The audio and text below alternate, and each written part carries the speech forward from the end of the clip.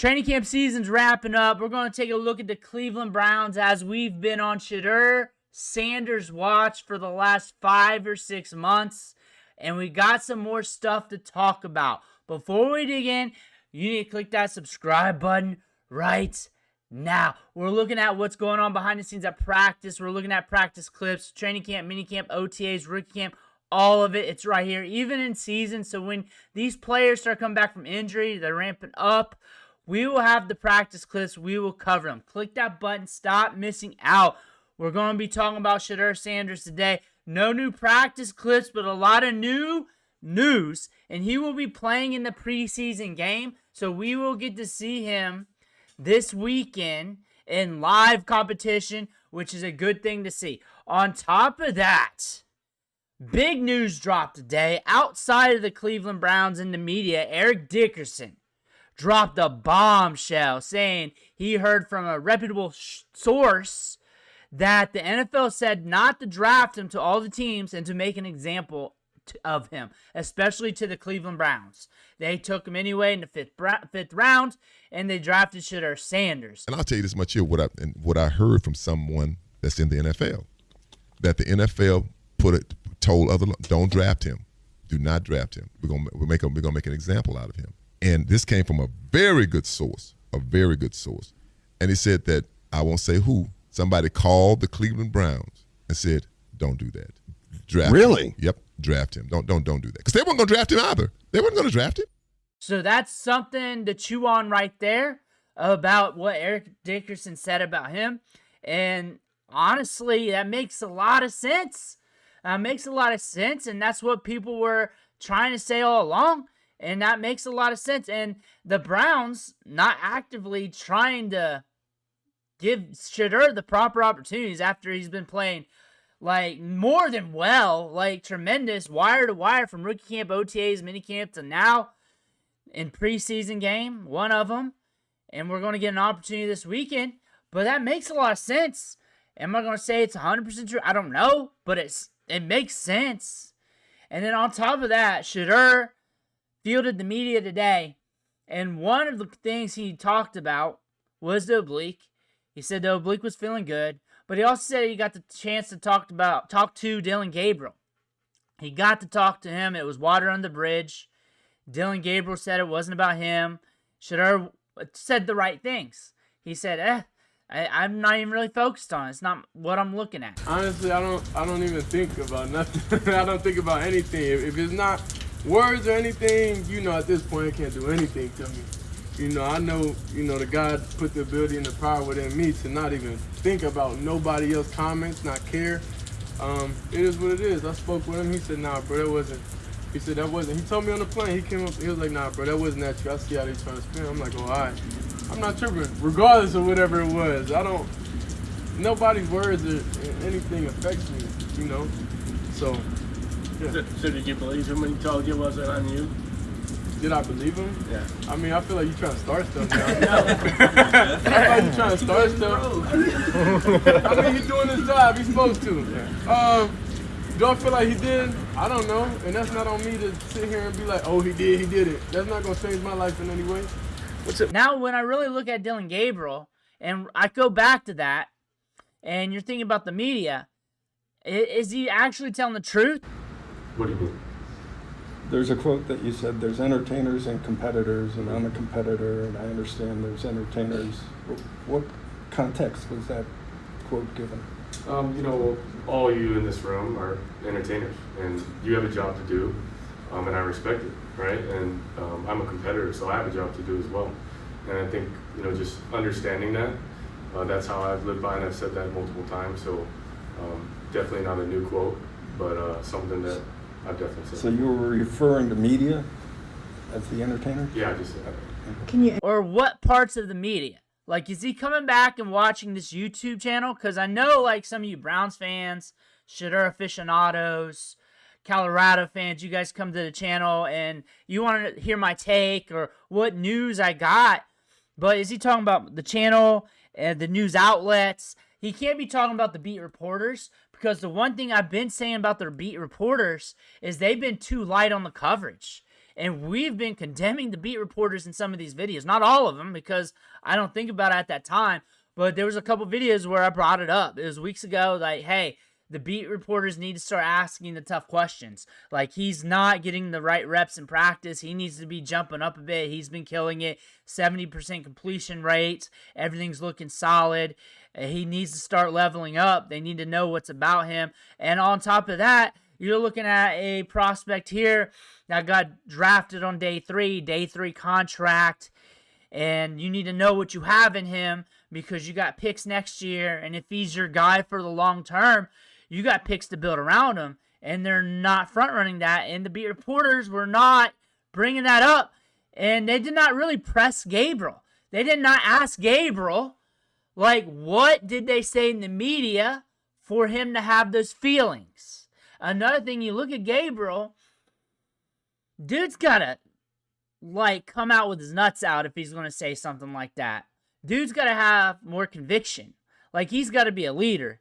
Like, you can't be like a backwards little kid and come out like that. I think you know what I'm saying. And now, another thing to come up with the Browns that's being discussed is Kenny Pickett going to be the possible backup. There's a probability that Kenny Pickett was in line to win the backup job all along. Stefanski relayed that in an interview in one of the press conferences. And that was to Mary Kay Cabot. About Kenny, the player, the person. I've been around him now, Mary Kay, for many months, and I know what he's about. I know how he was performing.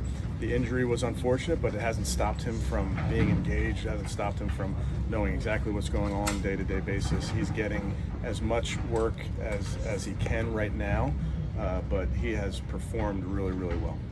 That he has a legit shot to win the backup job, legit shot to be the QB2. And it feels like it was in line for that all along. And with the trade, everything else, I mean, it makes sense when you read the tea leaves, but it also doesn't make sense that you're holding too strong to that, considering that you have 2 young rookies here battling it out.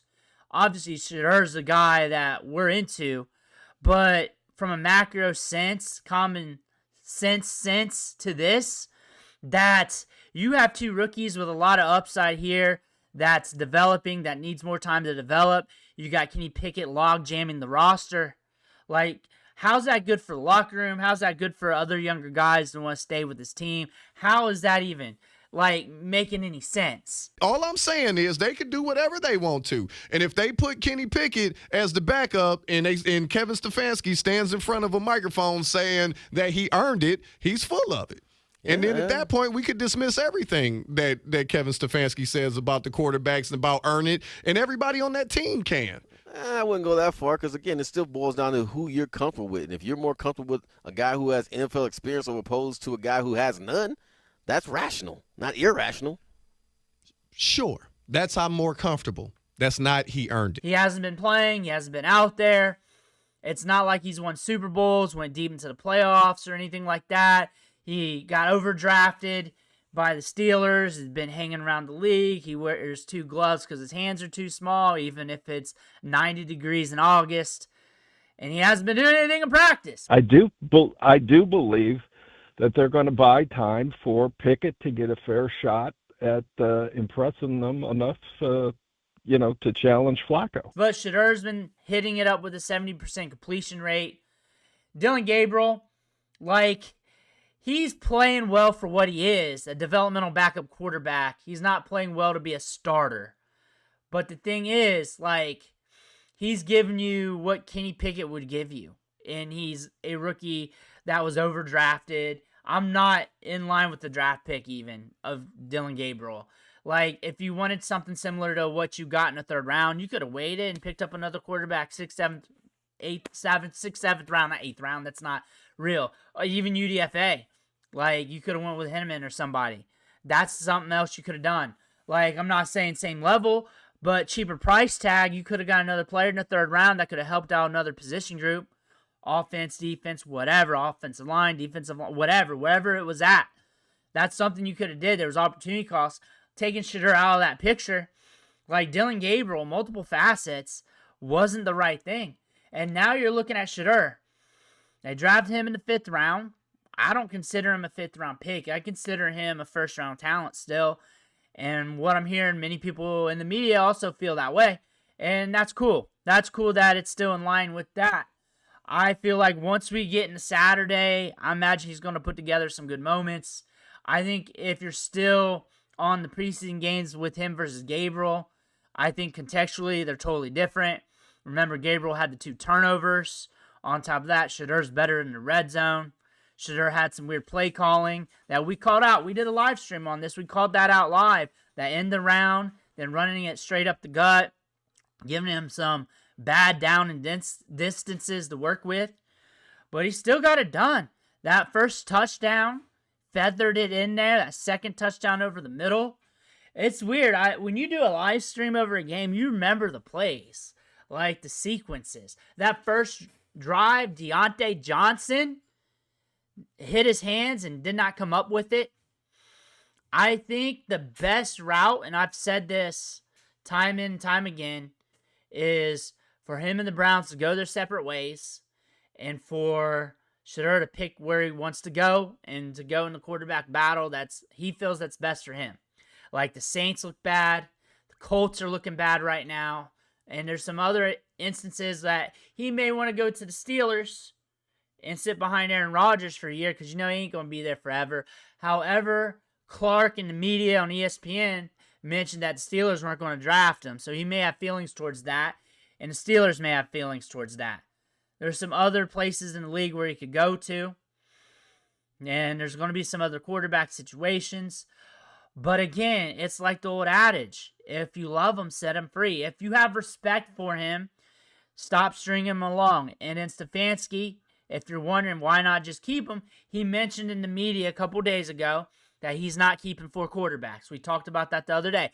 So if you're not going to keep 4 quarterbacks, I think we know who the guy you're not going to want to keep unless he changes your mind somehow in the preseason. But we feel like, all of us watching this feel like Stefanski, the ownership, leadership, has their minds made up.